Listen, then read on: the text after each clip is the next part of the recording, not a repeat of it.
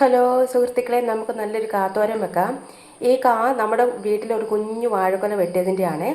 ഞാനിത് കുറച്ച് നേരം പൊളിച്ച് വെള്ളത്തിലൊക്കെ ഇട്ട് കറ പോകാനായിട്ട് വെച്ചിട്ടുണ്ടായിരുന്നു. ഇപ്പോൾ ഇത് കഴുകി വാരി എടുത്തതാണ്.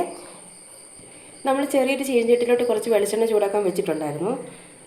വെളിച്ചെണ്ണയൊക്കെ ചൂടായിട്ടുണ്ട്. ഇപ്പോൾ ചുവന്നുള്ളി ഇടാം, പത്തരിമുളകിടാം, കടുകിടാം.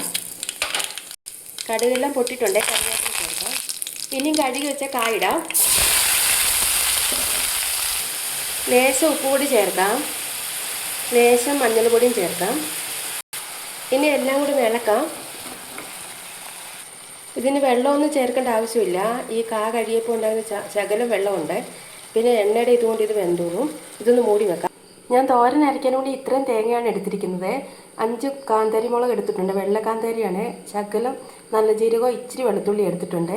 ഈ വെള്ളക്കാന്താരി നമ്മുടെ വീട്ടിലാണ്. ഇത് നിൽക്കുന്ന കാണാനായിട്ട് നല്ല മുല്ലലിങ്ങനെ മുല്ലമൊട്ട് നിൽക്കുന്ന പോലെയാണ് ഈ കാന്താരി ചെടി നിൽക്കുന്നത്. നമുക്കിത് നിറച്ചുകൊണ്ട് വരാം. നമ്മൾ തേങ്ങയൊക്കെ ഇങ്ങനെ ചതച്ചുകൊണ്ട് വന്നിട്ടുണ്ട്. മഞ്ഞൾപ്പൊടി നേരത്തെ കായ്ക്കകത്ത് ചേർത്തിട്ടുണ്ടായിരുന്നു. അതുകൊണ്ടാണ് ഇതിനകത്ത് ചേർക്കാഞ്ഞത്.